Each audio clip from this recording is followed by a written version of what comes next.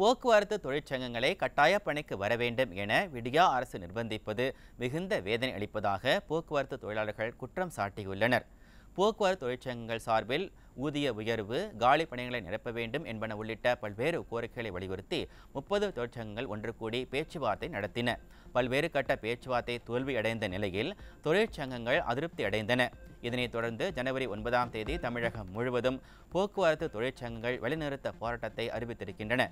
இந்த நிலையில் தொழிலாளர்களை கட்டாயப்படுத்தி பணிக்கு வர வேண்டும் என்று விடியா திமுக அரசு மிரட்டு நடவடிக்கைகளில் இறங்கியுள்ளது.